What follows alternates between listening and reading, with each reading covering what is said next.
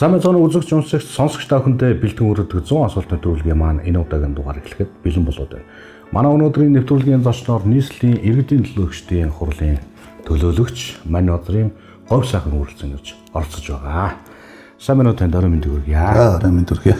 За юуны өмнө бидний урилгыг хүлээн авч нэвтрүүлэгт маань хүрэлцэн гэж оролцож байгаа танд өсөлтийнхөө өмнөөс маш их баярлалаа. За баярлалаа. Урьж оролцуулсанд бас их баярлалаа. За сайхан намарч байна. Ажил төрөл нь өндөр байна уу та? Сайхан намарч байна. Сайхан. Ингээ ойл өнөөдрөх нэвтрүүлэг эхлэе.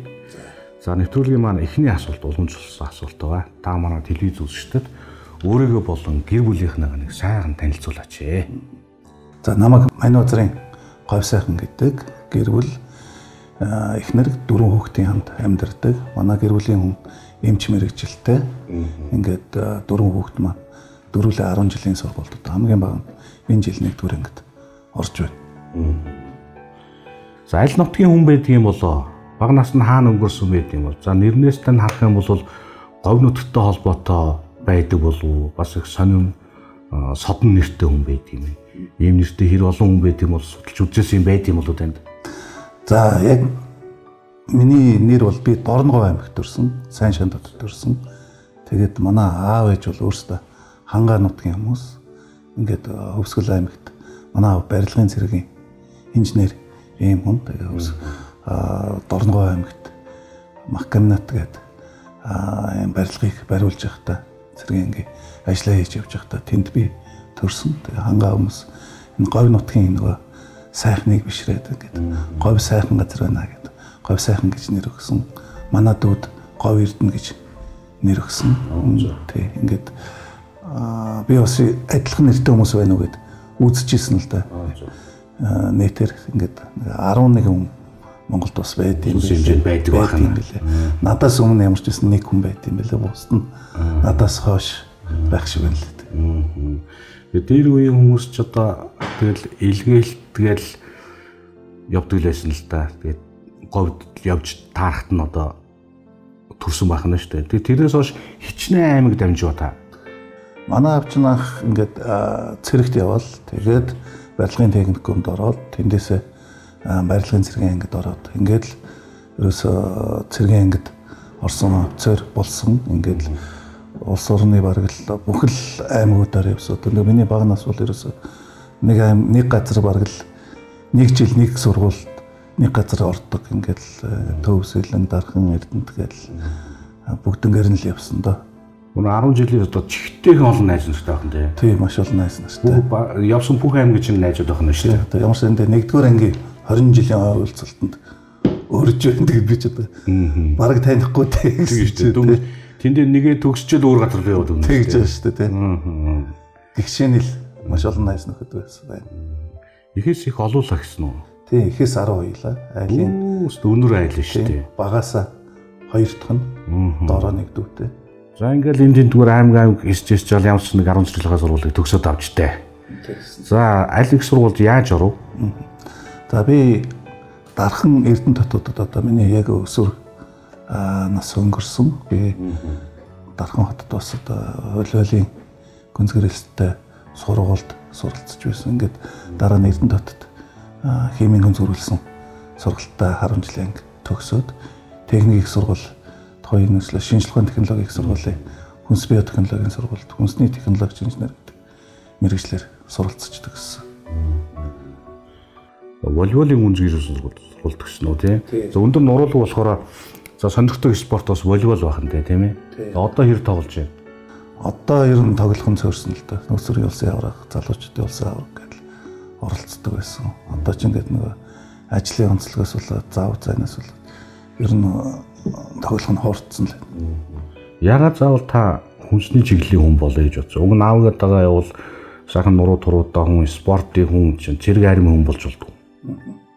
За би яг нөгөө 10 жилдээ бол өөрөө хуульч болъё гэж боддог байсан. Тэгээд химийн ангид бас байсан. Ингээд нөгөө конкурс болох үед бас давхар 2 сургуульд өгсөн.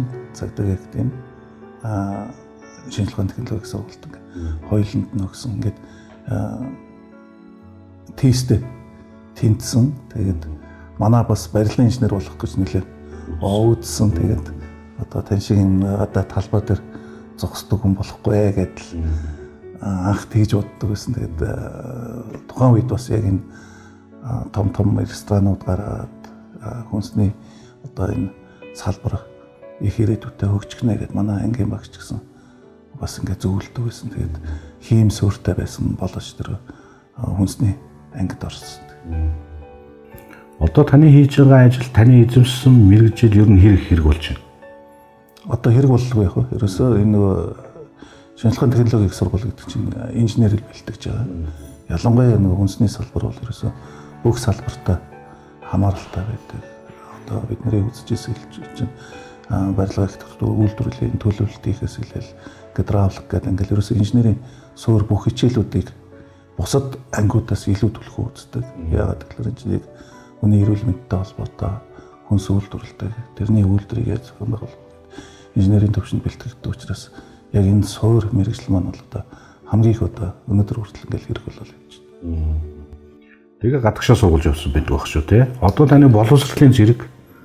За би ч бас нэлээд сургууль сурсан. Ер нь бол тест өгсөд шинжилгээ хүнсний эрдэмшилгээ үйлдвэрлэлийн хүнстэй корпорацтай бас хамгийн анх одоо ангиас төгсөөгүй диплом хамгаалаг байхдаа хамгийн анх эрдэмшилгээний ажилтнаар манай багш чи одоо ийшээ орж ажиллах уу, судалгааны ажил хийх үү гэд ингээд урьж оруулсан.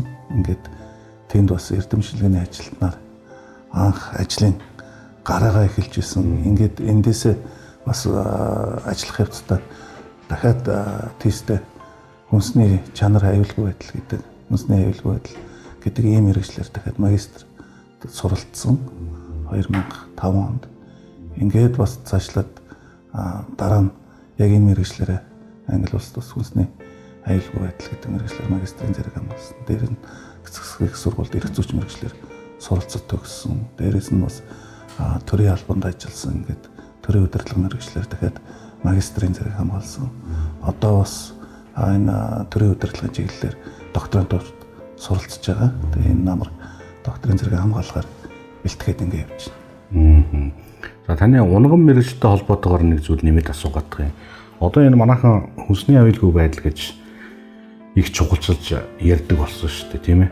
Тэгээ энэ хүнсний аюулгүй байдлаас болоод энэ хор тавдрын тоо ихсэж, өвчлөлтийн одоо тоо ихсэж гэдэг л яриад байгаа шүү дээ. Энэ манай Монголд энэ хүнсний аюулгүй байдлын асуудал ер нь танд хэр юм шиг харагддаг вэ? Одоо хүнсний аюулгүй байдал чинь бол ерөөсөө зөвхөн хүний эрүүл мэндтэй холбоотой гэсэн илүү үндэсний аюулгүй байдлын хэмжээнд яригддаг юм томоохон асуудал. Тэгээ одоо бид нар саяхан л жишээ харлаа шүү дээ. Ковид боллоо. Бид нар хүнсний дутагдалд шууд орж байгаа. Бүгд импортын хүнсний бүтээгдэхүүнээс хамааралтай байна. Өөрөөсөө ингээл 60-70 сая малтай байж иж үйлдвэрлэгч биш. Хүнсний хангамж хүрэлцээтэй биш. Ингээд үйлдвэрлэгч биш болохоор гадаад улсын үйлдвэрлсэн чанартай, чанаргүй эсэх мэдэгдэх энэ бүтээгдэхүүнээс шууд манай монголчуудын эрүүл мэнд шууд хамааралтай байж байдаг. Тэгээд дараа нь энэ хүнсний эрүүл ахуйн асуудал байна. Яг энэ нөгөө орж ирж байгаа бүтээгдэхүүнүүд дээр чанарын хяналтын асуудал байна. Энэ манад одоо яг бас олон улсын шаардлага гэсэн томоохон лаборатори хүрэлцээтэй бос байдаг. Ингээд л эн чинь дахиад л нөгөө хүнсний аюулгүй байдал алдагдж байгаа нэг жишээ. Тэгээд дээрэс нь яг энэ үйлдвэрлэлийн явцад гарч байгаа энэ хяналт сул байгаатай холбоотой хүний эрүүл мэндэд чанаргүй бүтээгдэхүүнүүд очих ийм бас асуудлууд байна. Дээрэс нь энэ үйлдвэрлэж байгаа бүтээгдэхүүн маань хүний биетэй хэрэгцээтэй тэр бүх амин дэмүүтийг бүгдийг хүртээмжтэй өгч чадж гин үү гэдэг ингээ хүнсний шимт чанар гэдэг ингээд энэ олон гурван төрлийн асуудал. Хүнсний хангамжийн асуудал, хүнсний эрүүл ахуй хяналтын асуудал, дараа нь энэ шимт үтсийн асуудал гэдэг эдгээр нь нийлжиж хүнсний аюулгүй байдал болж идэг. Тэгээд эдгээр банууд ингээд шатантаа алдагдаад явхлаар улсын хэмжээнд энэ их хор тавдар гарах, энэ их эмийн хэрэглээтэй байх, өвчин тусч ийн энэ хэрэг их эм хэрэгжилж байна. Тэгээ энэ хэрэгжилж байгаа эм нь дахиад л чанаргүй байгаад байна гэдэл ингээд бүгд л хүнстэй эмтэй холбоотой юм хүнсний аюулгүй байдлын асуудал бол манад бол жоохон ноцтой алдагдаад бас санааж явж өгдөг өөрөө яг энэ мэргэжлэр бас сурч ирсэн байна тийм ээ. Таны амьдралдаа баримтдаг зарчим юу вэ? За ер нь их зөв хүн байл гэж боддог. Ер нь альва юмд нэг юм зөв хандлага зөв, өөрөө зөв, асуудалд нэг бодтой ханддаг байх гэж л хичээдэг. Хэв зарчим шаардлага тавих юм. За ер нь бас шаардлага тавина. Яг би чинь өөрөө хүн харахад ийм зөөлөн дөлгөөн хүн юм шиг боловч ажил дээр бол бас шаардлага бол бас нэлээд хатуу тавина шүү дээ. Говь сайхан гэдэг хүнийг тодтогдог зан чанар нь юу гэдэг бол? Хүнтэй л нэг хүн ёсоор л харьцдаг та ингээд альва юмд нэг юм чиг шугам барьж тэ ингээд нэг юмд ноён нуруутай ингээд нэг найз нөхд бол яг үгүй их ноён нуруутай л гэж хэлдэг. Ер нь бол альва юмд нэг хүн ялгалгүй бүх юмд нэг жоохон боддоор эерэг байдлаар л хандхыг гэж хэлдэг. Найз нөхдийнхөө ямар зан чанарыг нь ер нь илүүд үздэг вэ та? За найз нөхд төр бас нэг ингээд нэг хүнд нэг юм чанар гэж юм байдаг шүү дээ. Одоо энэ нэг альва юм дээр нь бараач байсан хүний одоо харьцаа хандлага энэ дээр нэг юм чанартай байх. Дээрэс нь энэ хандлага нь бас их зүв байх. Альва юмд бас нэг мэдрэмжтэй байх. Энэ бол одоо яг ингээд найзлаад нөхөрлөд явж байхад энэ чанарууд л хамгийн ингээд хэрэгцээтэй гэх юм уу? Эсвэл яг ингээд хүнд буудагч байт юм уу? Тэгж ойлгодог. Таны амьдрал дээрх баатар хэм бэ? За би амьдрал дээр аавыгаа л одоо миний баатар гэж хэлнэ. Би одоо багасаа л аавыгаа хаан хажууд дээрээс байнга л аавтайгаа хамт явж идэг юм хөвгт байсан. Тэгээд багасаа л аав шиг юм болээ. Тэ? Ийм одоо гоё манай авчин бас нэг цэргийн хүн байсан тий. Тэгээд нэг аав шиг ийм хүн болох юмсан гэж боддог байсан. Аав шиг хүн бол чадуу. За одоо аавынхаа дайнд хүүхэд бас арай л болоог байх. Та одоо нийслэлийн иргэдийн төлөөлөгч. За дээрэс нь ноосгийн дараагаар ажиллаж байсан. За ноосгийн асуудлыг бол тусдаа би бас нэг асуулт бэлдсэн байгаа асуунаа.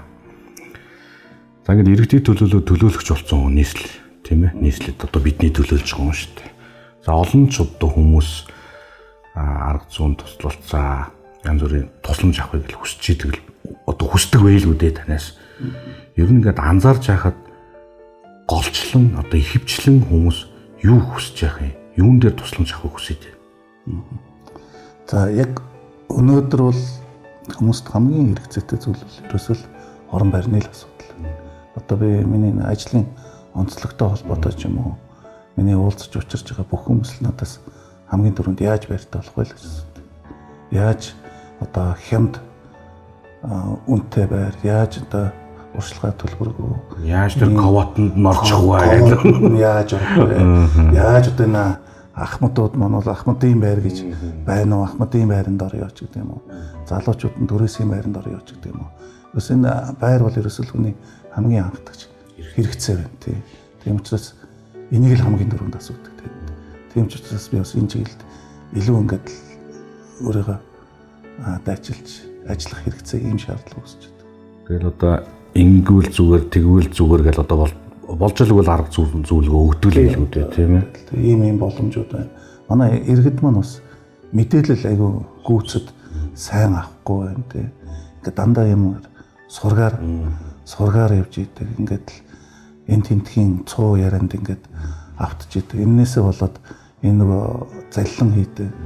Хүмүүсийг мэхэлдэг энэ хүмүүсийн ов мэхэнд ордог. Ингээд 40 жил ажилласан, хоримтлуулсан жоохон мөнгө бас жоохон амархан байдлаар орон сууцтай болох гээд хүмүүст итгээд найдаад мөнгө өгөөл олигтуулцдаг тийм иймэрхүү асуудлууд аяг бас байдаг. За нэг бүр нэг болохгүй өдөр байдаг шүү дээ. Нэг таагүй өдөр. Ямар ч ажил болдгоо ч юм уу тий. Нэг хүний амьдрал юм чинь дээ одоо 90-тэй бараантай л шүү дээ. Бүр нэг юм болохгүй өдөр одоо яаж сэтгэлээ засах вэ та? Ганцаараа байхыг л илүүд үздэг тийм. Заримдаа яг таны хэлдэг шиг нэг тийм өдөртөг чинь уцаа авмааргүй юм шиг тийм. Үнтэй ярмааргүй юм шиг нэг тийм өдөрт. Өнгөрсөн 4 жилийн хугацаанд энэ говь сайхан гэдэг хүн ер нь хэр өөрчлөгдсөн бол? Сүүлийн 4 жил гэлтгүй. Хүн ер нь зөвөр өдөр тутам өөрчлөгчлээ тийм. Хугацаа явах тусам яг тэгэхээр дандаа шинэ юмнууд сурч байна. Илүү их одоо туршлагатай болж байна. Тэгээ тэрээр өөрийгөө өөрчлөх юм зайшгүй шаардлагатай байна гэдгийг өөрөө ойлгож эхэлдэг. Тэгэхээр аль болох өөрийгөө өөрчлөх юмсан л гэж боддог. Тэгэхээр сүүлийн 4 жил бол би бас маш их гэх нааш ямар ч байсан тодорхой хэмжээгээр өөрчлөгдөж байгаа. Ажилд хандах, шийдвэр гаргах, хурдан байх энэ бол илүү хүнд зайшгүй хэрэгцээтэй байна. Шийдэмгий явах хэрэгтэй байна гэдэг өөрт одоо жоохон дутагдaltaй байдаг чанаруудаа засаж өөрчлөх тал дээр бол жоохон хичээж ажиллаж байгаа. Одоо яагаад заавал 4 жил гэж асуусны учир нь юу гэхээр ард иргэдэд бидний амьдрал 4 жилийн циклд орсон. Учираас л би заавал 4 гэж онцлсан юм байна шүү. Таны хувьд төгс аз жаргал гэж юу нь юу байдаг вэ? За хүн нэг зорж байгаа юмдаа хүрээд өөрийнхөө нэг одоо ингэж хийдэгсэе гэсэн нэг бодсон бодолтой бас нэг хүрээд тэгээд нэг одоо яг тэр байгаа байдалтай бас нэг байгаа юмдаа нэг сэтгэл хангалуун юмд нэг санаа зовхгүй тий тэрэндээ өөрийнхөө хийж бүтээсэн юмд сэтгэл хангалууч гэдэг юм эсвэл одоо яг байгаа бодит нөхцөл байдалтай сэтгэл хангалуун байгаад л байхыг бол ер нь аз жаргалтай бай гэж бодох юм болов уу гэж бодож байна. Өнөө хинхэг хүмүүс байдаг штэ. Одоо хинхэг гэдэг бол та ойлгож байгаа шүү. Та өөрөө хэр хинхэг вэ? Ер нь бас хинхэг болоод байгаа шүү гэдэг нэг байх ёстой юм нэг байх ёстойгоор байлгамаар байдаг. Тэгээд одоо ингээд тавьдаг бол ингээл байлгаж яанаар тийм ээ байжмаар байдаг тийм.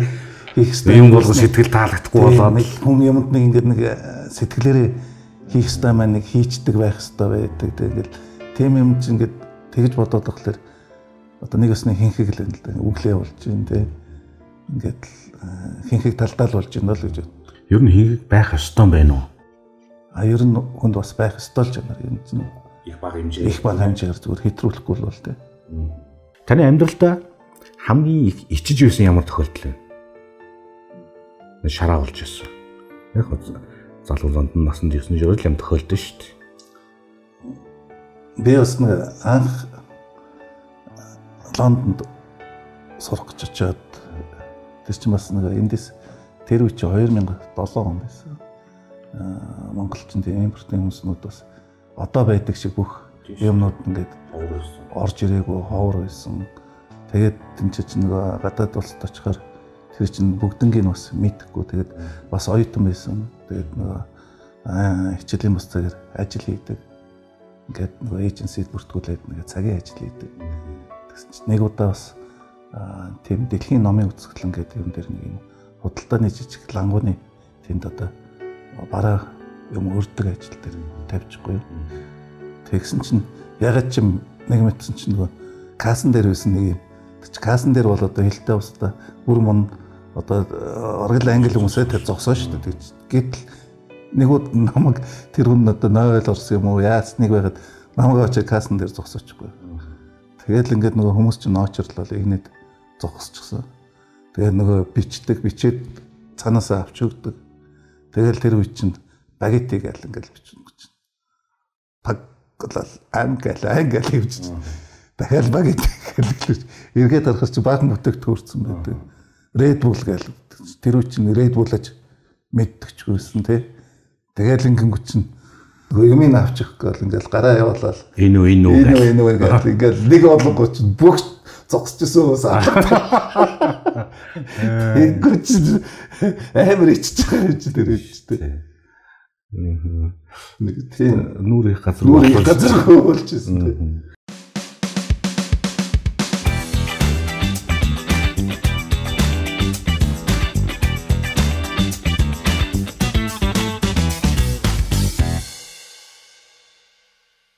Таны сэтгэлийг хамгийн их зовоодог зүйл юу вэ? Хамгийн их сэтгэл зовоодог зүйл. Ерөн зүгээр одоо тэгээд энэ нэг Монгол орн маань бас одоо нэг хариулах болон богино хугацаанд хүмүүсний стрессгүй, уур уцааргүй нэг юм тайван нэг хоорондоо энийгээд мэдлдэг. Тэ нэг тийм боловсрал гэж боддог. Тэгэхгүй бол яг энэ одоо байгаа нийгэм маань энэ хүмүүс маань маш их тийм ууртай, стресстэй. Тэгээд яалтчгүй нөгөө боломж олцсон баг байна тий. Тэгээд тэрэндээ айгүй стресстэй байна, ууртай байна. Тэгээд энэ байдал бол бас ер нь санаа зовдөг шүү. Өөрчлөх ёстой одоо таны миний нүдээр харж байгаа зөндөө олон асуудлууд байгаа шүү дээ, тийм ээ. Энэ олон асуудлуудаас ер нь бид алийг нь төрүүл шийдэх ёстой бол та яаж хардаг вэ? Хүн болгон л ажил хийдэг, тодорхой нэг хэмжээгээр орлого олдог. Тэр орлого нь бас нэг амьдралд авах гэж байгаа юмд нь хүрэлцдэг. Нэг тийм байж ижил одоо энэ хүмүүс бүгдээ энэ стресс уурцаар бүхэл юм байна. Хүн зээлтэй байж болно. Энэ нөгөө нэг бүхэн тогтолцоо юмнууд нь бол хаач газар байж идэг, бүгд зээлгүй байдгүй. Гэхдээ бүгдээрээ тэрийгэ төлдөг, ажил хийдэг. Тэр орлого нь бас нэг болцоотой хүрдэг. Тэгээ бас улс орн маань бас нэг тодорхой үйлдвэрлэгч орн болоосоо тийм энд одоо байгаа их бүх одоо байгалийн баялаг боломжоо ашиглаад үйлдвэрлэгч орн болоод ингээд энд байгаа яг үүндээ бас одоо өнөөдөр чинь гэр оролт байгаа амьдрал хүн болгон мэдэхгүй шүү дээ. Ингээд техник гарч ирсэн, баав болгосон гэдэг кино гарч ирсэн тий. Гэтэл тэн дээр яг бодиттой амьдрал байгаа ч одоо бүгд түлж ирнэ, гал түлж ирнэ. Тэгээд тэр нь түлшин байхгүй байна тий. Тэгэл 9 шидийн юм төлж байна. Тэгэл утаа гарч ирнэ, утаа гарахаар утаатай байна гэж юм. Тогны мөнгөө төлж чадахгүй байна, тогийн тасалж байна. Гэтэл амьдрал бол яг бодиттой дээр тийм л тий. Тэгэхээр энэ бүгд л бас илүү богино хугацаанд засагдаасаа энэ гэр орол маань бүгд орон сууцтай болоосаа энийг дагаад маш олон эерэг өөрчлөлтүүд гарна. Одоо гэр оролд амьдардаг хүмүүс, орон сууцнд амьдардаг хүмүүсийн оронд гэмтэргийн гаралтанд эрүүл мэндийн байдал нь тав тухнанд гэдэл тагалагаар юм хөртөл хөрсний бохирдол гэл ингээл бүх зүйл байждаг. Энэ бүгд л аль болох богино хугацаанд засагдаасаа л гэж боддог. Та тийм ямар нэгэн далдын хүч тийм 6 дахь метр хүү гэдэг зүйл ер нь итгэдэггүй да. За би ер нь бол бодлын хүч байдаг гэдэгт итгэдэг. Хүн өөрөө яг ингээд хийх гэж байгаа юм аа болно л гэж итгэж бодож тэгэх юм бол тэр нэг бүтээд байгаа юм шиг ингэж бодогддог. Тэгээ өөрөө тэрнээсээ бас урам авдаг. Энэ миний болно гэж бодсон юм бүтдэг гэдэг нэг тийм аавра үүсдэг тийм бодлын хүч байдаг гэдэгт бол итгэдэг. Тэрнээс бурхан шашинд одоо огт итгэдэггүй их наашаа. Та ер нь хэр тууштай хүн бай хийж байгаа зүйлтэй. Ер нь болдог шүү дээ. Ард нь гарч гал үзэх үү. Ер нь ингээл хийж байгаа зүйлтэй бас дуусгаж ийл гэж боддог. Ямар нэгэн зүйлийг хийж байгаа за шантраад одоо бүр болигээд хайж ирсэн удаа байна уу? За ер нь яг санагдахгүй байна. Ер нь тэгтэл аль болох дуусгаж ийл хийчихээл гэж боддог. Ард нь гарч гал үзээд. Ард нь гарч гал үзээд. Өчигдөр өнөөдөр маргааш гэж байна. Танд аль нь илүү чухал вэ? Яг миний бодол бол ер нь хүн өнөөдөр л юм болов үү? Өнөөдөр энэ байгаа амьдарч байгаа энэ талбар дээр бас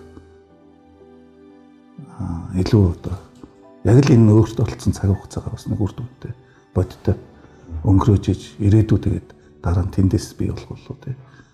Хүн болгон яг өнөөдөр өөрт нь оногдсон цаг хугацаа байж. Энэ цаг хугацааг л аль болох илүү өргөдөлтөй байх юм бол ирээдүйд бас тэрийг дагаад сайхан ирээдүй бий болно гэдэг. Хүн гэдэг амьтан байна да тийм ээ. Энэ хүн гэдэг амьтны хамгийн муухай зан чанарыг та юу гэж харж байна? Та нэг тийм хүн муутай чанар байдаг шүү дээ. Ингээд нэг муу хүн байдаг та нэг цаанаас ингээд төгтөө муу байгаагүй. Тэгтээ ингээд нэг юмыг хардаг өнцгөн дандаа юм муугаар болчихсон. Тэгээд нэг цаанаас нэг чанар нь муу гэдэл хүний сайныг биш мууг нь олж хардаг. Юм ярихаар дандаа буруу талаас нь буруу болж бүтэхгүйг нь төрүүлж хүнд чи эрсдлээ хараад байгаа шүү. Уг нь эрсдэл чинь тэр шал ондоо юм. Ажил дээр за эрсдэл гарна гэсэн. Тэг чинь бүх зүйлийг эрсдэл болгож хараад байвал энэ чинь бас л нэг муу чанар юм болов уу гэж нэг тийм үнтэй ч одоо ингээд би бол ингээд зүгээр аль болох харьцахгүй байл гэж боддог. Өөрөөр нөгөө хүнтэйгээ ажил ярих гэдэг гэж одоо хэцүү юм бэ тий?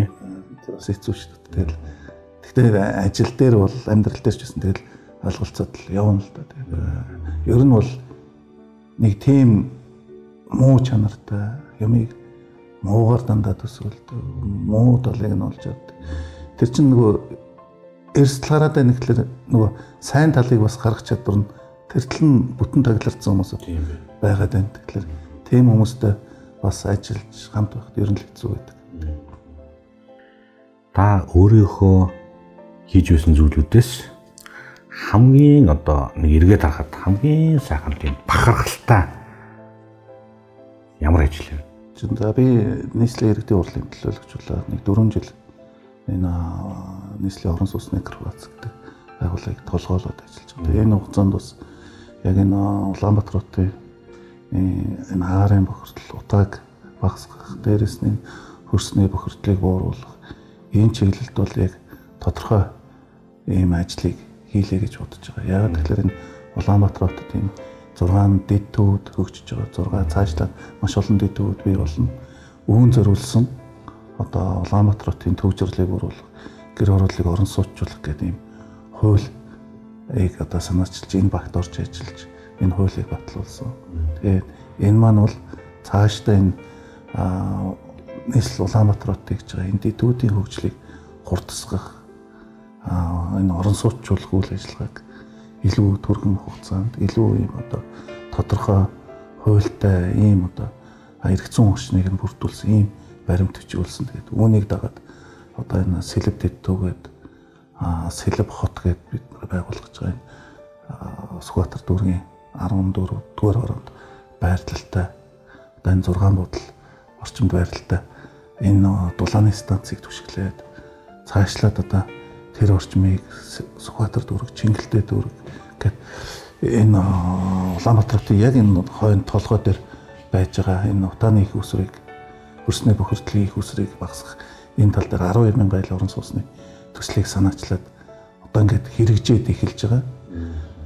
Яг өнөөдрийн байдлаар бидний энэ тавьсан зорилт 3 сарын хугацаанд 1400 айлын газар чөлөөлсөн, 2200 чөлөөлөхөөс нэг юм 65 орчим хувьтай 3 сарын хугацаанд хийж чадсан, зураг төсөл нь хийгдсэн. Одоо ингээд барилга барих компаниудын тендер зарлагдаж байна. Ингээд энэ ажил бол маш богино хугацаанд хийгдэж байгаа маш том бүтээн байгуулалтын ажил. Бас энэ ажлыг бас анх санаачилж эхлүүлээд ингээд одоо бас ийм болж байгаад бас өөрөөрөө бас аяа бахархдаг.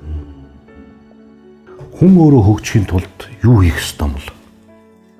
Байга цаг хугацаагаар хүмүүс ийм нэг үр ашигтай л ашигладаг баймаар. Би одоо цаг яваалгаа шүү дээ тийм ээ. Цаг яваал гэдэг. Бид нар чинь нэг юм тодорхой тооны цаг өгсөн. Тэгээ энэ цаг хугацаагаа бүтэн илээдэг ч юм байна, илээхгүй ч байна тий. Тэгтэл энэ өнөөдөр өөрт байгаа энэ боломжуудыг бас нэг бүрэн ашиглаад өөрийгөө өөрчлөөд ингээд нэг хүн өөр хүн чадж байгаа зүйлийг бас чаддаг болох юмсан гэдэг нэг эрмэлзэлтэй бүх боломжуудыг ашигласан, өөрийгөө дайчилсан. Тэгэхээр нэг хүмүүс маань нэг жоохон эерэг бодолтой байгаас тий. Нэг бүх юмыг бас нэг гоё өнцгөөс нь хардаг. Өөрөө тийм одоо зөв бодолтой, хандлага нь зөв тийм байгаасаа л гэж бодож тий. Нэг юмд нэг мэдрэмжтэй. Одоо нэг тодорхой албан тушаал хашаад явж байгаа хүний хувьд ер нь таны гаргаж байгаа шийдвэрүүд байгаа шүү дээ. Энэ шийдвэрт голчлон юу нөлөөлдөг? Би одоо ямар нэг ажил хийхдээ бас боддог. Дотроо нөгөө ажлаа төсөөлдөг. Нүдэндээ буулгаж хардаг. Ер нь бол хүн нөгөө ямар ч ажил нэг сэтгэл орно гэж байдаг. Ингээд нэг хүний нүдэнд өөрт нь буугаад өөрт нь ингээд харагдаж явах юм бол тэр ажил одоо илүү бүтэмжтэй биелээ болдог гэж боддог. Тийм учраас ямар ч том ажил эхлүүлэх байсан ер нь ингээд нэг нүдэндээ буулгаж авдаг. Өөртөө бас нэг ихтгэлтэй болдог энэ ажил. Өөрийнхөө ихтгэл үнэмшлийг бий болгож, ингэж бас шийдвэр гаргадаг. Тэгсэн шийдвэр ч одоо тус нүдтэй зөв байх нь шүү дээ, тийм ээ. Тий. Одоо өөрөө итгэжиж бас бусдад тэр ажлаа бас итгүүлэх ёстой. Тэгээ хүн итгэлтэй байж тэр ажлаа бас нэг хүсэл эрмэлзэлтэй хийн. Тэгэхгүй бол энэ нэг гарах үр дүнд өөрсдөө итгэхгүй бол бас ажлын явц ирээдүй тий. Гарч байгаа шийдвэр ч гэсэн. Тийм шийдвэр ч гэсэн тий. Амжилт гэдэг зүйл танихаар юу вэ? Та өөрийгөө ер нь хэр амжилттай яваа залуу гэж боддог вэ? Амжилт хүн төлөвлөж байгаа, бодож байгаа, зорж байгаа зүйлдээ алхмаар хүрэхийг л би бас амжилт гэж бодож байгаа. Ямар ч үсэн миний хувьд би өөрийнхөө байгаа байдал хийсэн энэ ажлууд бас ер нь бол бас тодорхой хэмжээний амжилттай яваа л гэж боддог. Ер нь цаг зав нь хэрэг байх юм. Энэ нийслэлийн иргэдийн төлөөлөгч гэдэг чинь ер нь юу хийдэг хүмүүс байдаг юм? 40 хэдэн хүн байгаад ах шүү дээ шүү, тийм ээ. За цаг завын хувьд бол яг үүндээ бас үнэхээр жоохон завгүй л байна. Одоо ер нь бол тэгэл өглөө гараад орой л хараа бүрээгээр л харж байна. Тэгээд нийслэлийн иргэдийн хурлын төлөөлөгч маань одоо ингээл нийслэлийн төсөв батлаа, нийслэлийн төлөвлөгөө батлаа. Тэгээд энэ нийслэлд хийж байгаа бүхий л одоо нөө болж өгөхгүй байгаа ажлууд дээр цаг тухай бүрдэн шийдвэр гаргаад л ингээд явж.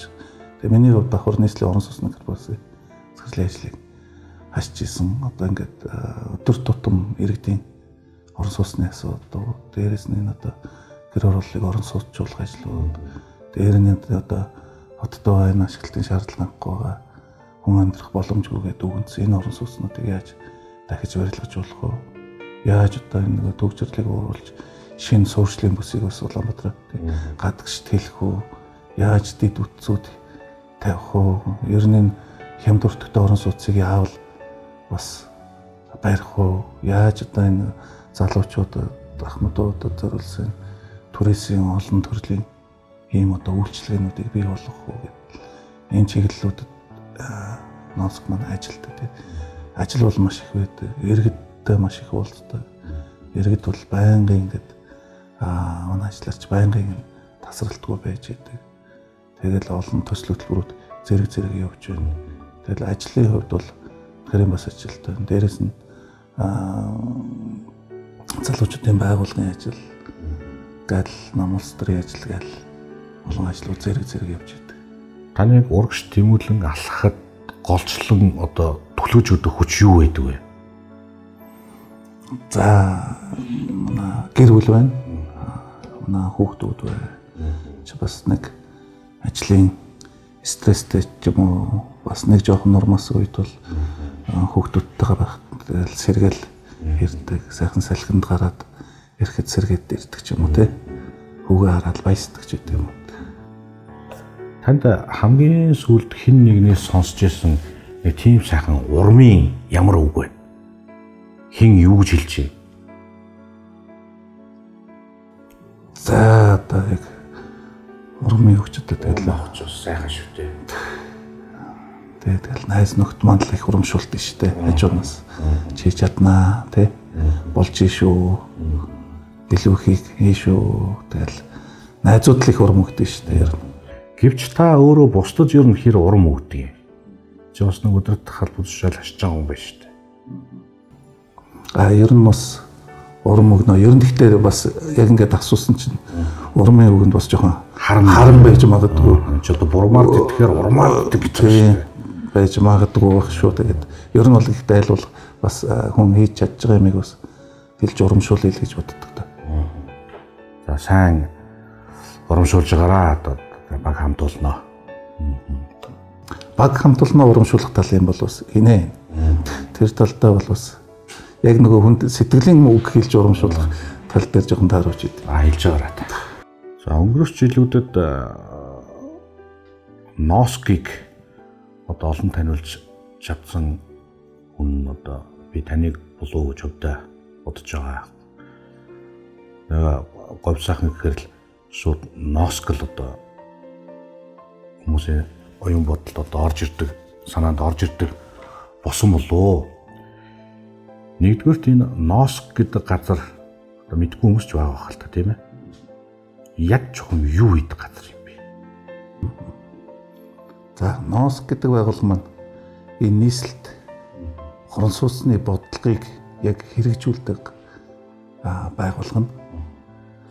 Тэгэхээр ерөөсөө энэ нөгөө агаарын бохирдлыг оруулах, хөрсний бохирдлыг оруулах, энэ төгжрлийг оруулахад энэ орон сууц ямар нөлөөтэй юм бэ те? Энэ орон сууцыг нэмэгдүүлж ижил энэ бүх асуудлыг ерөөсөө шийдвэрлэх ганц үндсэн зам бол одоо бид нар ямар нэг түлш сайжруулаад өөрчлөөд нэг бол яндан өөрчлөөд 100% өөрчлөөд шинжилээд энэ бол эцсийн шийдэл биш. Энэ бүх асуудал бол ерөөсөө л бүгднгийн дэд үтстэй болох.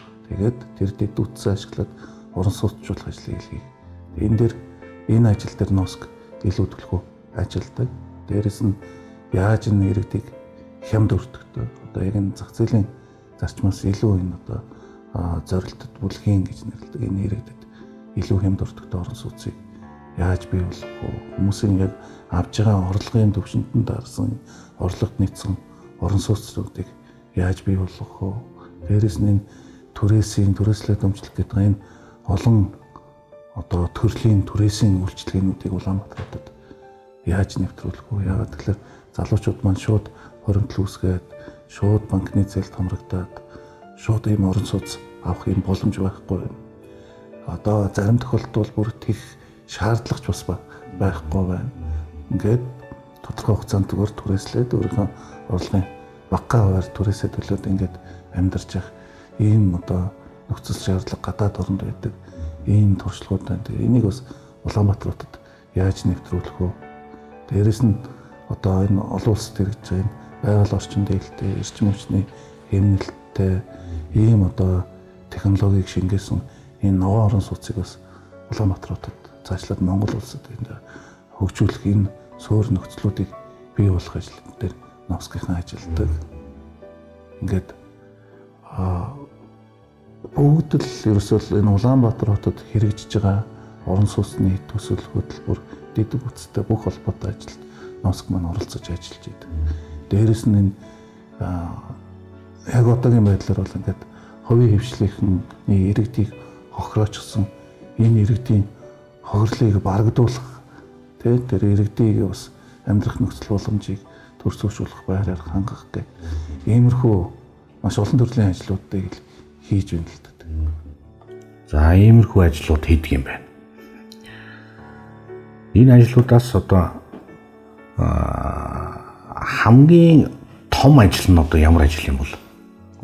За хамгийн том ажил маань түрүү миний хэлдэг энэ сэлбэдүүд төв Сүхбаатар дүүргийн 14 дугаар хороонд байрлалтай баригдсан дулааны станц орчмын 158 га дээр 12 мянган айлын орон сууцны төсөл эхлүүлж байгаа. Ингээд газар чөлөөлтийг нийслэлд анх удаа Монгол улсад анх удаа ийм томоохон хэмжээний газар чөлөөлтийн мөнгийг төсвийн хөрөнгөөр чөлөөлсөн. Ингээд 158 га дээр нийслэл төсөвтөө 250 тэрбум төгрөг энэ газар чөлөөлтөнд тавьсан. Ингээд сая өнгөрсөн хугацаанд 3 сарын хугацаанд 1400 айлыг хилцэл хийж нөхөн холбортойгоор газрын чөлөөлсөн. Одоо иргэд маань эхнээсээ нүгэд бидэд нөгөө иргэдийн үлдээсэн талбайг цэвэрлэх энэ ажил руугаа орж байна. Дээр нь барилга барих энэ 158 га дээр төлөвлөлтийн зураг төслийн ажлыг бас хийж дуусгасан. Ингээд энэ зураг төсвийн дагуу төлөвлөлттөөр ийм жишг орон сууцны хороолол хотгоныг одоо сэлб төв сэлб хотын суур энэ 12 мянган айлын орон сууцны төслийг эхлүүлж байгаа. Энэ маань бол одоо хамгийн том ажил. Өнгөрсөн хугацаанд ер нь гэр хорооллын дахин төлөлтөөр иргэд бүр ямар ч ихтгэл үнэмшилгүй болсон байсан. 10-аад жил ингээд ярьчихсан. Тэгээд иргэд компани хоёр ингээд хоорондоо тохиролцдог. Нөгөө компани төсөл хэрэгжүүлэх явцдаа 1 жил ч юм уу ингээд түрээсийн төлбөр төлдөг. Тэгж явж байгаа 2 дахь жилээс нь алга болчдөг. Төслөө бусдад дамжуулаад зарчдаг. Нөгөө авсан компани төлөвлөлтийг нь дахиад өөрчлөөд ямар нэг байдлаар зураг төслөө өөрчилждэг. Ингээл энэс үүдэлтэй маш олон нөгөө замбраагүй хорооллоход хүн одоо ингээд натууруудаа өдөө 7 дугаар хороол одоо гэж цаашлаад яармаг бас одоо тийм болох гэдэг. Ингээл энэ олон энэ алдаанууд гарсан. Дахин төлөлтөн дээр одоо би нийслэлийн төлөөлөгч болоод ноосгийн захирлуулаад ганцхан хэлжсэн юм. Дахин төлөлт бол одоо зүгээр нэг барилгын компанид тендер зарлаад ингээд зүгээр барилгын компани, ийм цүнхний компанид өгдөг юм шээ. Энэ бол хөрөнгө оруулагч компани гэх ёстой. Хөрөнгө оруулагч компани цаашлаад барилгын компаниудаар гүйцэтгэлээ хийж ёстой. Ингэж энэ төсөл илүү хурдтай бүтээн байгуулалтанд бодиттой босноо. Тэгвэл одоо ингээд өнөөдрийн байдлаар дахин төлөлтийн байршил дээр шалгартсан компани 1/9 давхрыг 2 жил дараалаад ингээд 3 жил давнуулаад ингээд барьж энэ чинь одоо 45/9 давхрыг барих байсан бол нэгтэн тэгээд 3 жил зурлтглаар худалчинд баг энэ их хурдаараа явбал баг 100 жил болох юм уу яах юм те.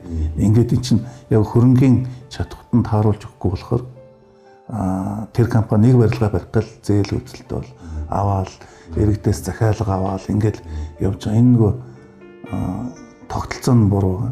Энэ чинь хөрөнгө оруулагч компани байгаа. Тэр нь зураг хийгээд тэр барилгын компаниудаар хөлсийн төлж бариулаад ингээд тэр төсөл ингээд амжилттай хурдан хугацаанд явах юм боломж бүрдэх ёстой. Яг энэ утгаараа сэлб дэд төв дээр бид нар дэд бүтцэн бүрэн шийдэгдсэн. Одоо ингээд нэгэнт улс зээлийн хөрөнгөөр дэд бүтц хийцэн байгаа. Энэ дээр нийслэл өөрөө хөгжүүлэлт хийх ёстой.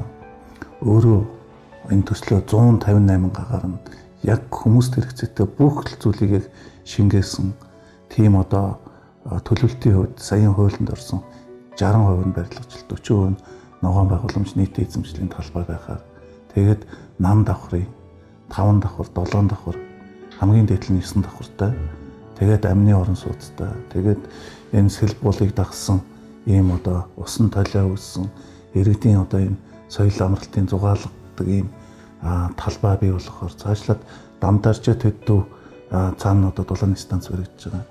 Энэ дамдарчаа төдөө рүү ороод энэ дамбын хийд дээр аль жуулчлалын бүс болгосон. Ингээд сэлбүүл дагуу юм амралт зугаалгын юм чөлөө цагаа өнгөрүүлдэг юм цэцэрлэг түрээлэн бүс болгосон гэдэг. Ийм маш гоё төлөвлөлтөөр 158 га дээр зураг төслийг анх удаа бас ингээд төлөвлөлтөд Улаанбаатарт хамгийн том төсөл хийгдэж байгаа. Ингээд 158 га дээр төлөвлөлт хийгээд зураг төсөл нь дуусчихсан.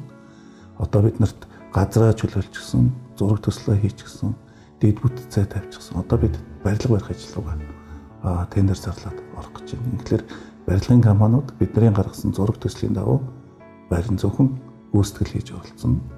Тэгээд нийслэлд хүлээлгэж өгнө. Бид энэ барьсан 12,000 айлыг цаашдаа яах вэ?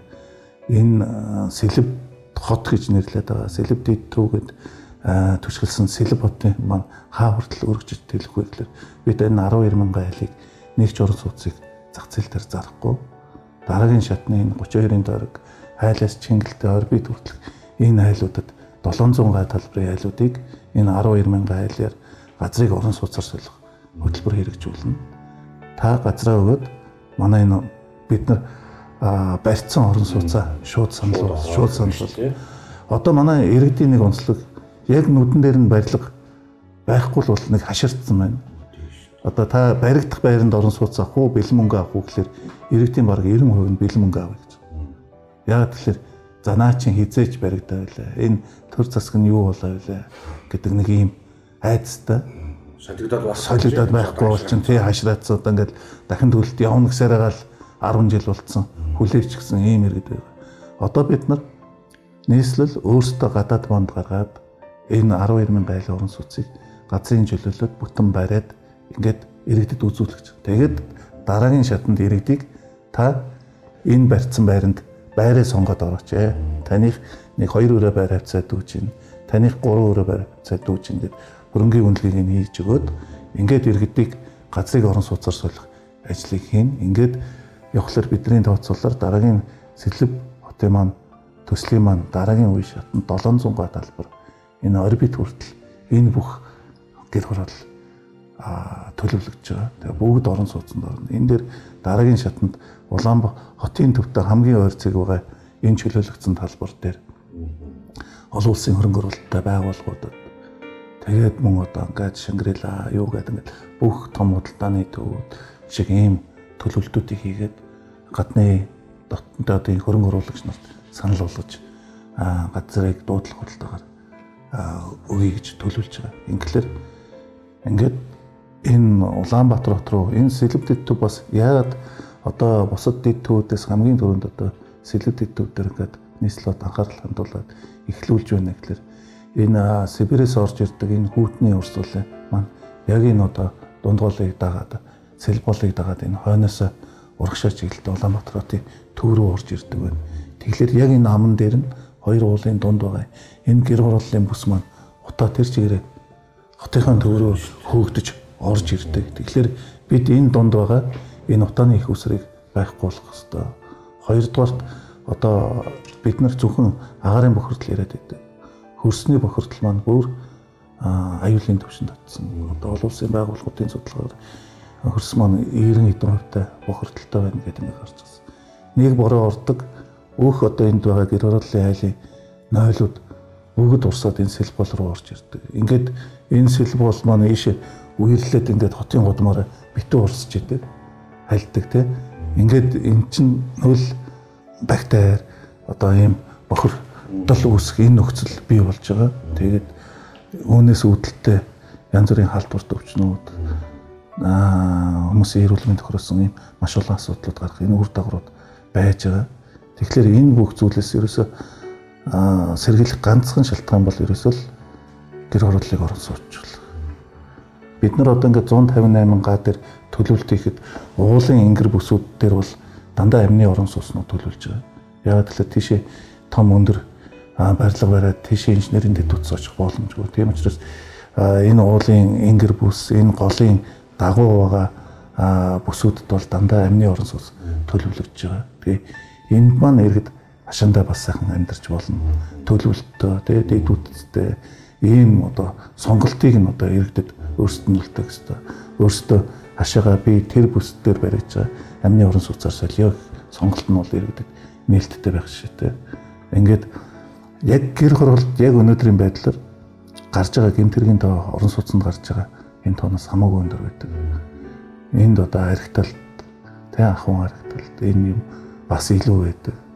Дээрээс нь амьдрах орчин нөхцөл хүндрэлтэй байдаг. Дээрээс нь одоо эрүүл мэндийн хувьд иргэдийн зөвхөн эмчилгээний зардал зарцуулдаг одоо ханиад томны үйлрэл эхлээд ингээд энэ зарцуулдаг зардал орон сууцнд байгаа айлуудаас илүү өндөр зардал зарцуулж идэг. Ингээд эдгээр бүгд ингээд судалгаатай тооцоотой байж идэг.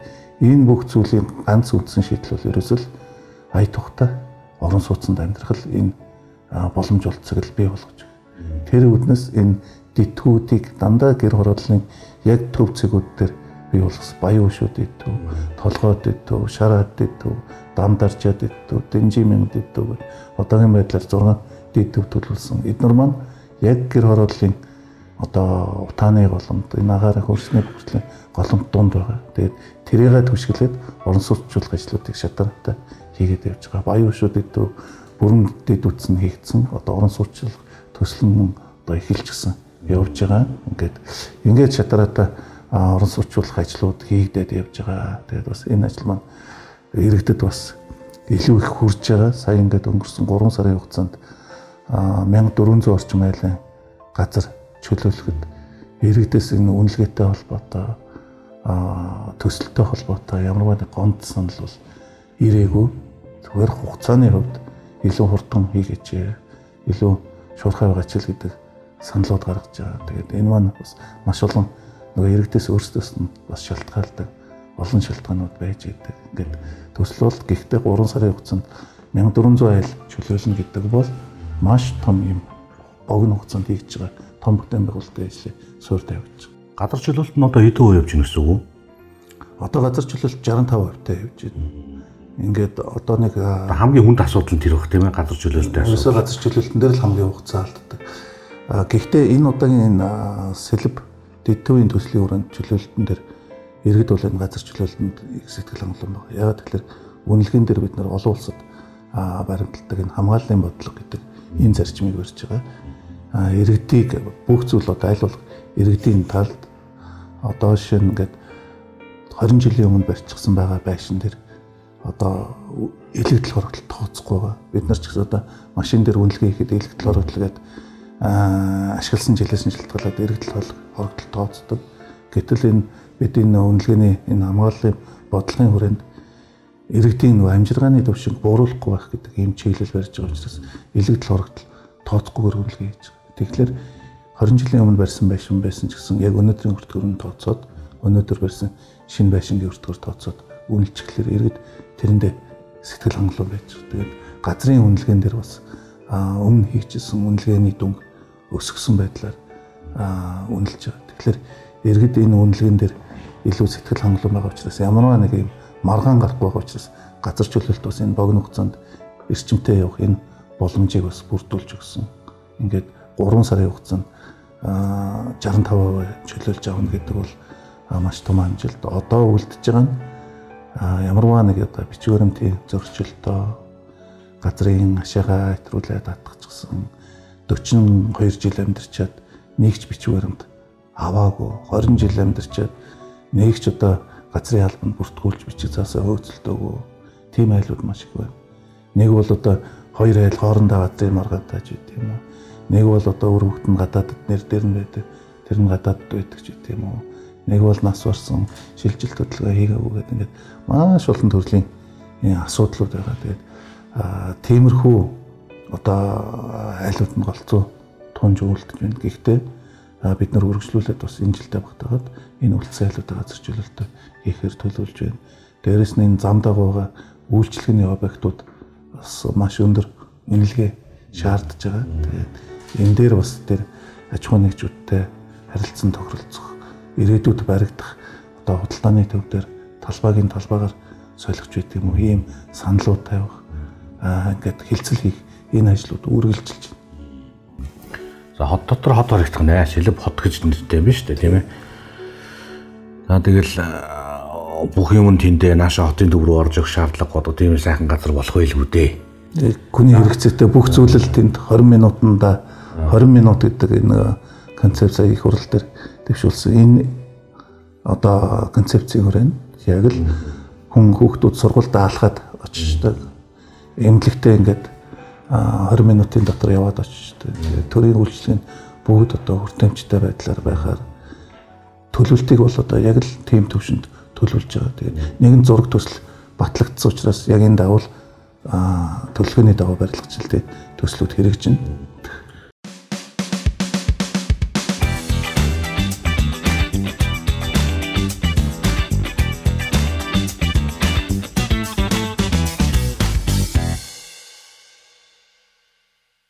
За их сайхан төсөл хэрэгжиж байгаа юм байна. Баярлалаа.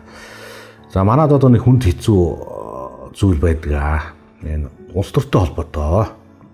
Одоо бид метротой болно гэд дайтай өргөж юм уу олон жил болж байгаа. Одоо энийг бич мэдэн тааж мэднэ.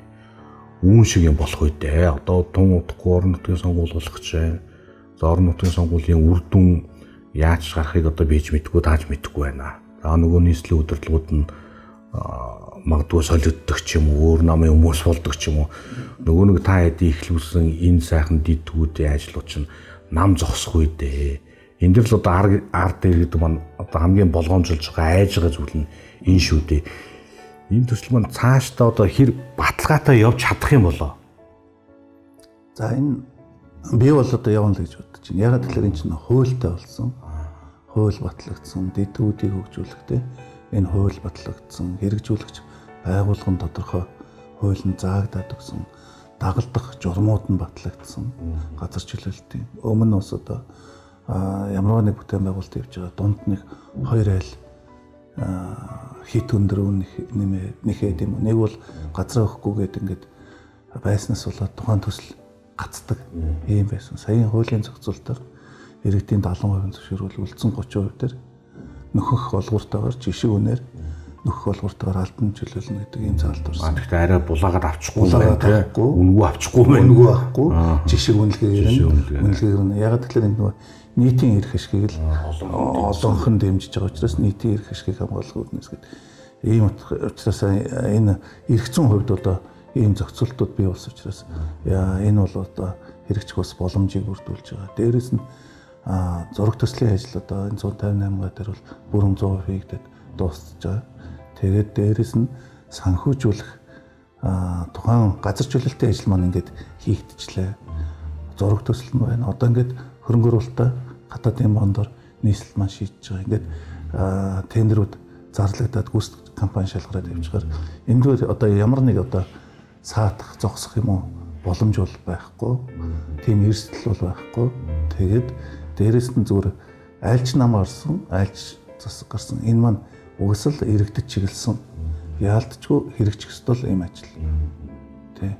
Одоо тэр энэгээр улс төрийн одоо үзэл бодлоор гэх юм уу яаж хандсан энэ бол ерөөсөө иргэдийн амьдрал ахуй сайжрах, орчин нөхцөл сайжрах, энэ агаар өрсөний бохирдол сайжрах энэ ганц гарцвал ерөөсөө энэ орон сууцлуулах ажил. Тэгээд дан ялангуяа Улаанбаатарын төвдө хамгийн ойрхон одоо энэ бүс дээр ингээд утганы голомттой байгаад байдаг.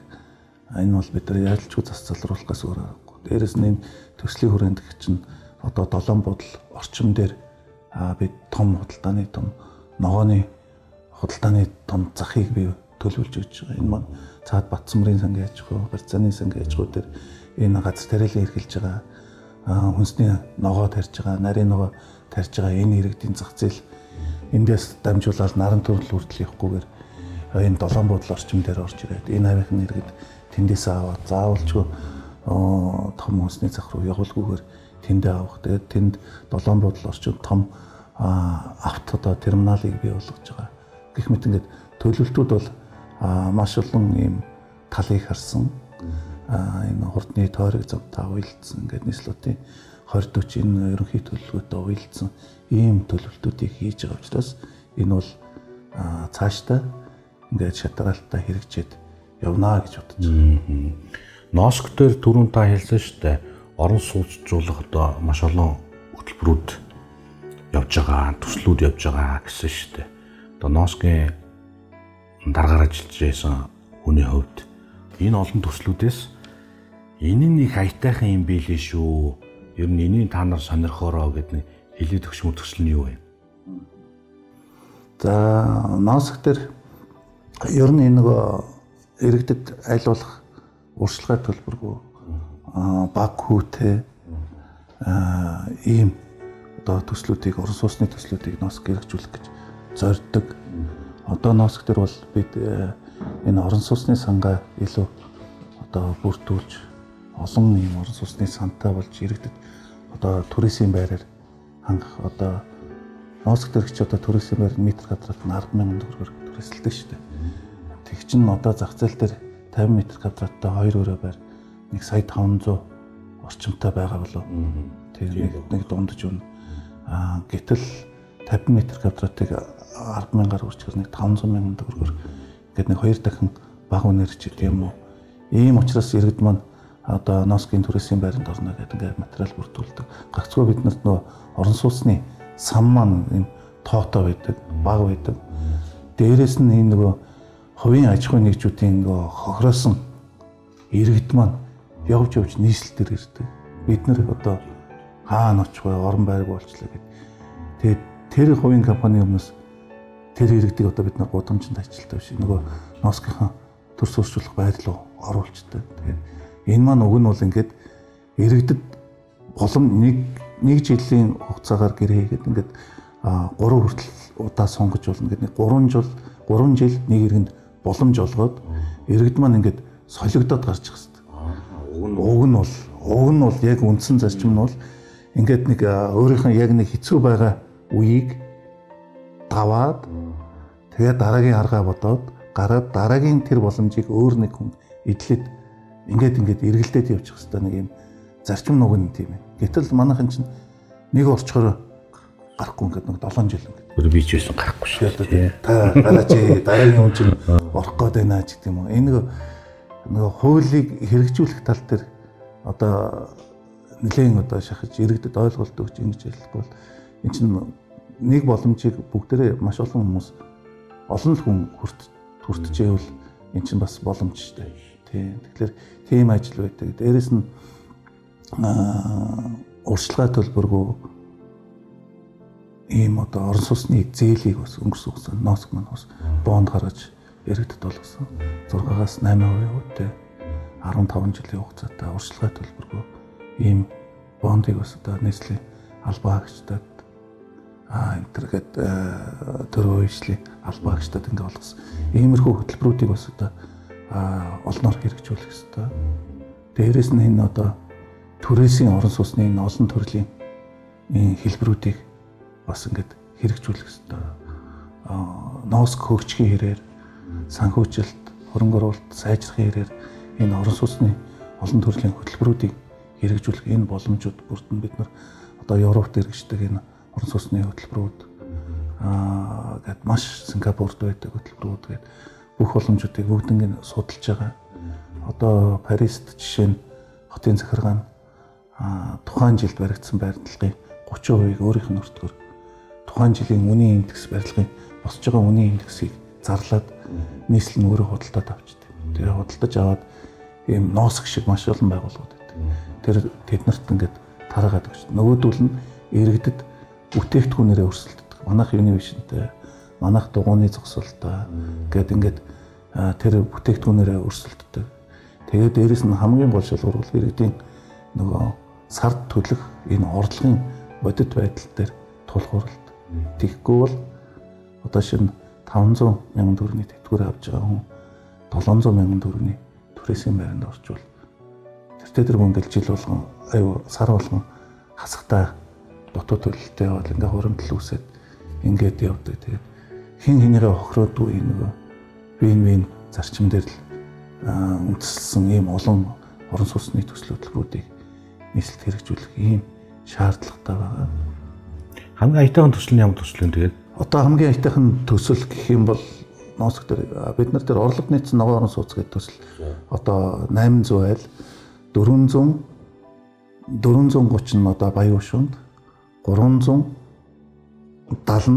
одоо цайз дээр баригдаж байгаа. Энэ төсөл маань одоо 2025 оны эхний улирлаас ашиглалтанд ороод эхэлнэ. Ингээд энэ маань бас иргэдэд энэ бол эрчим хүчний хэмнэлттэй саарл ус ашигладаг ийм одоо ногоон орон сууц байгаа. Энийг иргэдэд бас түрээслээд өмчлөх хэлбэрээр хугацаагийн тохирно 15 жилдээ урьдчилгаа төлбөртэй байх уу, төлбөргүй байх уу тэрний яг тухайн үедээ орон сууц ашиглалтанд орохоор нийслэл маань энийг одоо хөнгөлөлтөө зээлээр барьж байгаа. Тэгээд зээлийн их үүсвэрийн хүү баг байх тусам бид иргэдэд очих дараагийн бид нар ямар ч гэсэн тэр зээлийг ямарваа нэг байдлаар урт хугацаанд төлөх ёстой. Тэгээ иргэддээ үнэгүй биш юм гэхэд нэг тодорхой хөнгөлөлтөө үнээр иргэдэд түрээслээд өмчлүүлэх энэ хөлбөрүүдийг гаргана. Тэгээд хамгийн ихний ашиглалтанд орох орон сууцнууд бол энэ яг НОСК дээр. Хамгийн гоё аятайхан одоо төсөл нь таны хэлж байгаагаар түрээслээд өмчлөхөө л гэж байна шүү дээ. Ер нь манайхан ч гэсэн тэгээд байгаа. Ер нь иргэд манайхан ч бүгд л өөрийн болгоё л гэдэг юм бодолтой шүү. Түрээсэлж явж байгаа л нэг өдөр одоо энэ чинь миний санаж байгаагаар буян тухайдаар хэрэгжижсэн санагдаж шүү тийм ээ. Одоо баг ихний айлууд нь болцсон байлгүй дээ хугацаанд. Одоо ихний айлууд нь арай болоогүй төлөлтөө хийгээд явж байгаа. Гэхдээ эхнээсээ төлөө дуусгаад явж байгаа айлууд байгаа. Дээрээс нь одоо ер нь бас засгийн газар дээр, улсын их хурал дээр энэ орон сууцтай холбоотой, баялагын сантай холбоотой хуулийн төслүүд явж байгаа. Эднэр батлагдахлаар ер нь иргэдэд чиглэсэн ийм одоо урт хугацааны баг хүүтэй, хөнгөлөлттэй ийм олон төрлийн ийм одоо давуу талтай ийм хөтөлбөрүүд одоо хэрэгжих энэ боломж олцоонууд бүрдэх байхаа. Бас одоо хийгдэж байгаа ажлууд нэлээдгүй байгаа. Одоохондоо яг батлагдаж гараагүй, хэрэгжиж эхлэегүй байгаа. Улаанбаатар хотод анх удаа дулааны төлбөр төлдөггүй юм жишг орон сууц ашиглалтанд орууллаа гэж нэг. Энэ хаана байсан бэ? За, НОСК маань нэг Hybrid House гэдэг компанитай хамтраад бид нэг охин компани байгуулад яг энэ гэр орооллын дунд инженерийн дэд утас очих боломжгүй ийм байршлууд дээр иргэдэг энэ эрчим хүчний хэмнэлттэй нарны эрчим хүчээр халдаг. Тэгээ өөрийн их усвартай гүний хутагтай ийм орон сууцны төслийг иргэдэд хэрэгжүүлээгээд бид нэр сонгон хайрхан дүүргийн 31 дүүрээр одоо 1 дүүр орлын арын ийм одоо гэр хорооллууд байгаа. Тэнд нөгөөх нь болохоор Баянзүрх дүүргийн 18 дугаар хороо энэ цайз захын хойдол руу өөр юм уулын орой дээр энгэр бүс дээр хоёр байршил дээр хоёр айлын газар чөлөөлөөд 8 айлын ийм загвар орон сууцны төслийг хийсэн. Ингээд нөгөө анх очиход иргэдэд та газраа өгчгөө. Тэгээд энэ дээр чинь бид нар ийм орон сууц бариад таныг оруулна гэхээр иргэд маань үнэмшдэггүй. Тий одоо манай монголчууд яг л нэг нүдэрээ харж яаж гараараа ингэж хурж үзчихэж нэг юмд итгэдэг. Тэгээд бид нар заа болигээд өөрсдөө газрын 2 айлын газар худалдаж аваад 8 айлын орон сууц хийсэн. Ингээд сая өнгөрсөн үйл туршигдсан. Яг байшин ашиглалтанд орол ирэнгүүт нөгөө хажуу хавирганы айлууд нь бид нар орох байсан. Одоо бид нар газар өгчөө. Манайхыг юм болгоод гэдэг.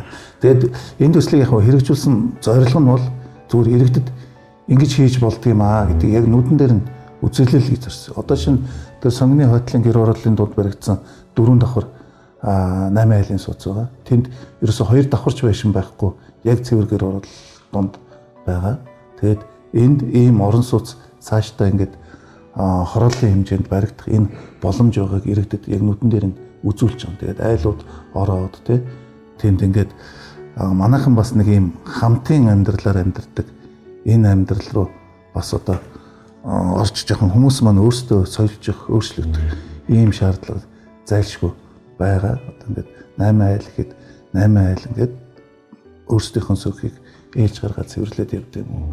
Нэг бол 8 айл дунд одоо нэг нь сөөхөө хариуцаад явдаг ч юм уу. Тэгээ нэг дундаа ингээд бидэд бүр ингээд эхнээсээ бодож ирсэн ингээд нөгөө шатны доотлын хонголт ингээд нэг дундын одоо алах өрөмчүүд юм ингээд нэг дундын хэрэгэлдэг юмтай байгаа. Ямаа ингээд нэг шээрлээд хэрэгэлдэг нэг ийм соёлт сураасаа 2 айлын дунд нэг жижигхэн ширээ сандал тавиад коридортой гараад ингээд суучдаг ч байт юм уу ингээд тийм нэг ийм гоё хоорондоо харилцаа үүсгэсэн ийм орчин бий болоосоо гэж бодож анх хийсэн. Одоо тэгээд эхний барилга маань 8 айл маань орчихсон явж байгаа. Тэгээд тэр хавийн иргэд бас бид нар ийм орон сууцтай болмоор ингээд хийж болох юм байна гэж ингээд өгч байгаа. Тэгээд цайзыг болохоор 2 давхар бид нар зориуд ийм 2 өөр загварын байдлаар 8 айлыг нэг нь 2 давхраар ингээд залгаа ийм хаус хэлбэрээр нөгөөх нь дээшээ 4 давхартай давхар болгондоо 2 айлтай ийм 8 айлын сууцыг хийсэн. Ингээд бүгдээрээ инженерийн төвд очих ямар ч боломжгүй юм байршил дээр хийсэн. Ингээд амжилттай хэрэгжиж тавьж байгаа. Ингээд энийг цаашдаа бид нар хийж үзүүлээ. Дээрээс нь энэ олон улсын байгууллагууд хөрөнгө оруулагч нарт ч юм уу бид нар энэ төслөө загвар байдлаар үзүүлээд ингээд гэр орооллыг орон сууцчулж бас болж байна гэдгийг бас харуулахыг зорьсон. Одоо хот гэдгийг бас нэгдүгээрт энэ хүний төлөө ажил юм байна. Хоёрдугаарт энэ орчны төлөө хүний амьдрах орчин нөхцөлийг сайжруулахын төлөө байх ёстой ажил. Гуравт нь бол ингээд төлөвлөлттэй хот байж ажил. Энэ бүгдийг зөв төлөвлөлтөд хот байж ажлыг хангах ёстой байна. Энэ гурав нь илжиж хот гэдэг зүйл бий болдог. Дээрэс нь хүн болгоны ийм бидний хот, миний хот гэдэг ийм сэтгүүтэй байгаас тийм юмд нэг хандлага нь зөв байгаас тэгжээж энэ Улаанбаатар хот маань илүү гоё хурдтай хөгжих энэ боломж бүрдэх юм болов уу гэж бодож байна. За ингээд цаг зав гаргаж нэвтрүүлэгт маань хүрэлцэн гэж оролцсон танд маш их баярлалаа. Таны цаашдын ажил болоод амьдралд тань өндрөөс өндөр амьдралтыг хүсэн гэрөөё. За баярлалаа. Урьж нэвтрүүлэгтээ оролцож ярилцсан танд баярлалаа. За баярлалаа. Зүүн асуулт нэвтрүүлгийн маань энэ удаагийн дугаар инхүү өндөрлөж байна. Манай өнөөдрийн нэвтрүүлгийн зочноор нийслэлийн иргэдийн төлөөлөгчдийн хурлын төлөөлөгч Манайвдрын говь сайхан хүрэлцэн гэж оролцлоо. Та бүхэндээ дараагийнхаа нэвтрүүлгээр эргээд уулзтлаа. Түр баяртай.